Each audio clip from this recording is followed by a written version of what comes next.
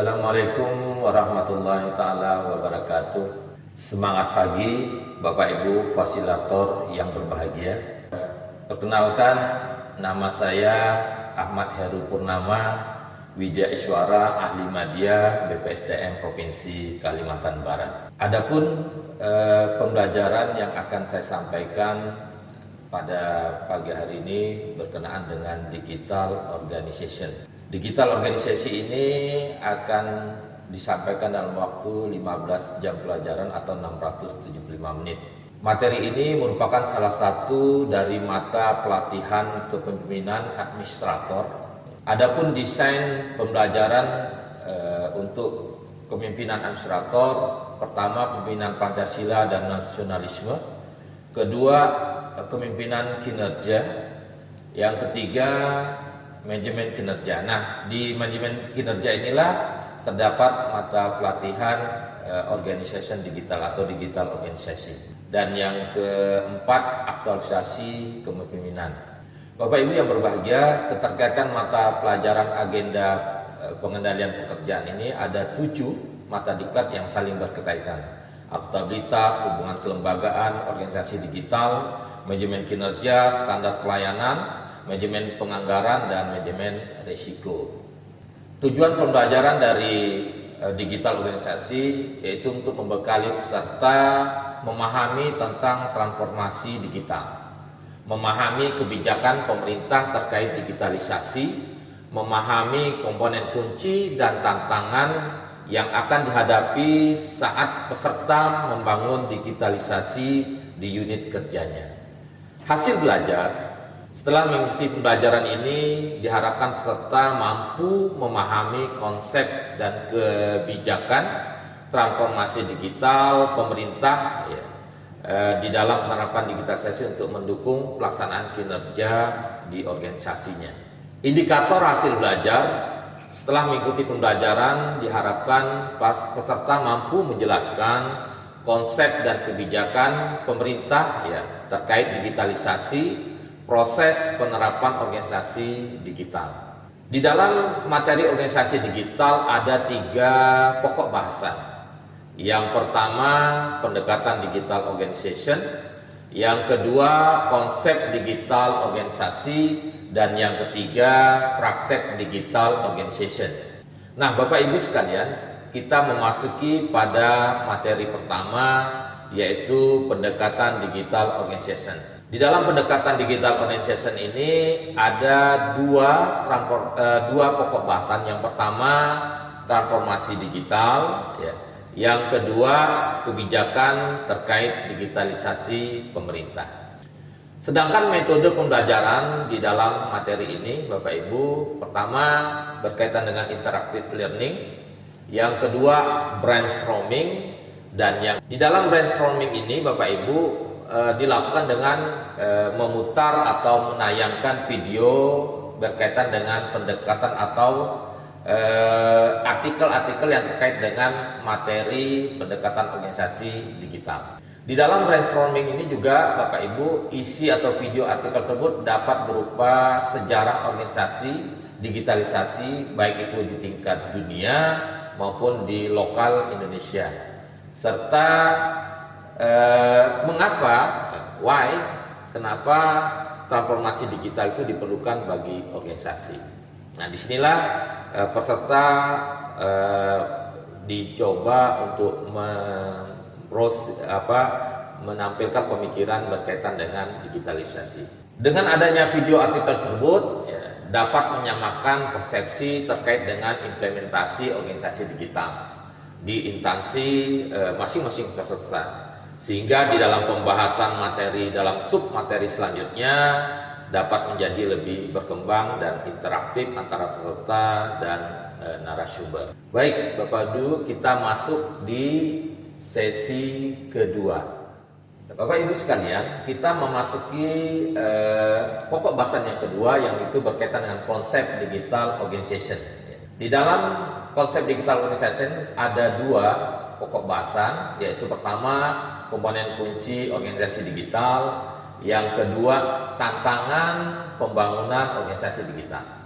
Sedangkan metode pembelajaran dalam pokok bahasan kedua ini ada interactive learning, ceramah, yang ketiga curah pendapat, dan yang keempat diskusi kelompok. Nah, kita bahas berkaitan dengan diskusi kelompok.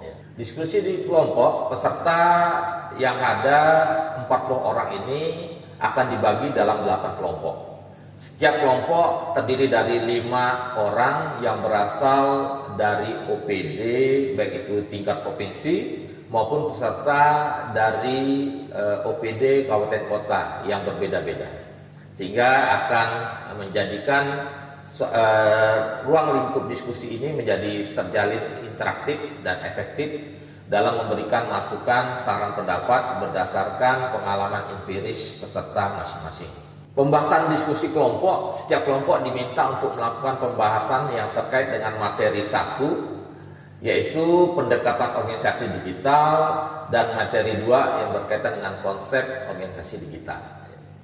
Setiap kelompok diminta untuk menjelaskan hasil pembahasan kelompoknya berkenaan dengan transformasi digital seperti apa yang sudah ada di unit kerjanya atau di Pemda masing-masing. Kedua, kebijakan-kebijakan apa saja yang dikeluarkan oleh pemerintah daerah berkaitan dengan digitalisasi di lingkup pemerintah kabupaten kota maupun provinsi. Setiap kelompok diminta untuk membahas berkenaan organisasi digital seperti apa yang sangat pas untuk diterapkan di OPD-nya atau di pemerintah daerahnya dengan mempertimbangkan percepatan pelayanan serta kebijakan yang sebelumnya telah dibuat. Dalam membuat perencanaan organisasi digital, peserta dapat menjelaskan tantangan atau hambatan yang akan dihadapi oleh pemerintah daerah atau OPD dalam upaya mengimplementasikan organisasi digital agar dapat terwujud atau terlaksana. Diskusi kelompok ini juga Bapak Ibu berlangsung kurang lebih 30 menit. Lalu paparan per kelompok diberi waktu 15 menit dan tanya jawab dari kelompok lain diberi waktu 10 menit. Di dalam diskusi kelompok diharapkan peserta selaku seorang pemimpin, seorang leader memahami apa itu konsep digitalisasi dan mampu menjelaskan berkenaan pelaksanaan digitalisasi serta rencana di dalam menerapkan digitalisasi di organisasinya. Tentu harus dipikirkan berkaitan dengan resources, teknologi yang digunakan, bagaimana prosesnya, dan tidak kalah penting sumber daya manusia yang ada. Materi 1 di dalam pendekatan organisasi digital dan konsep organisasi digital, Bapak Ibu, dilaksanakan pembelajarannya dalam waktu 4 jam pelajaran atau kurang lebih 180 menit. Sedangkan media pelajaran yang digunakan laptop, lalu LCD proyektor, video atau artikel yang terkait dengan pokok bahasan, dan whiteboard, serta bahan tayang, bahan ajar, dan modul. Oke Bapak Ibu, kita masuk ke sesi ketiga. Pokok bahasan ketiga, praktek digital organization. Di dalam praktek digital organisasi ini Bapak Ibu dilaksanakan pembelajaran 5 jam pelajaran, pelaksanaan pembelajaran 5 jam pelajaran atau kurang lebih 225 menit. Ada 2 sub pokok bahasan yang berkaitan dengan praktek digital organisasi. Pertama, hal-hal yang perlu dilakukan menuju organisasi digital. Yang kedua, dalam penerapan organisasi digital.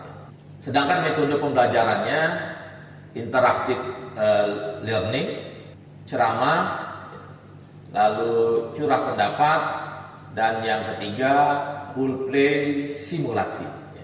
Di dalam role play simulasi diharapkan peserta lebih aplikatif dalam memahami digital organisasi yang akan dilakukan atau diterapkan saat peserta off kampus kembali ke unit kerjanya masing-masing. Di dalam role play, kelompok yang sudah terbentuk, memanfaatkan kelompok yang sudah terbentuk dan hasil diskusi yang telah dibahas sebelumnya. Sehingga setiap kelompok diminta untuk memperbaiki atas masukan dari kelompok lain setelah dilakukan pembahasan sebelumnya. Yang kedua, di dalam role play, Peserta melengkapi hasil diskusi dengan mempertimbangkan apa saja yang diperlukan dalam implementasi organisasi digital yang dirancang oleh kelompok tersebut. Yang ketiga, tentu harus ada solusi terhadap pelaksanaan dalam menghadapi tantangan di dalam penerapan organisasi digital yang diterapkan. Setiap peserta diharapkan mampu memahami tahapan proses penerapan implementasi organisasi digital di unit kerjanya atau di pemerintah daerah, baik itu provinsi, kabupaten maupun kota. Mampu meningkatkan kualitas dari aktivitas implementasi rancangan organisasi digital di tingkat kabupaten, kota maupun provinsi, atau lebih konkretnya di unit kerja masing-masing peserta. Sedangkan media pembelajaran digunakan pada pokok bahasan ketiga yaitu laptop, yang kedua LCD proyektor, yang ketiga adalah video atau artikel yang terkait dengan pokok bahasan, yang keempat whiteboard, yang kelima bahan tayang atau bahan ajar dan modul.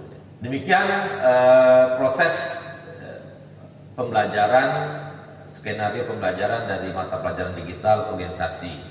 Oleh sebab itu, Indonesia dengan bonus demografi yang begitu luas, ya tentu harus didukung dengan SDM bertalenta digital, sehingga akan menghasilkan data yang berkualitas, data yang bisa digunakan oleh seluruh stakeholder dan bermanfaat bagi terselenggaranya pelaksanaan pelayanan, sehingga dapat meningkatkan kualitas pelayanan publik pada pemerintah Provinsi Kalimantan Barat maupun pemerintah kabupaten kota yang ada di Kalimantan Barat.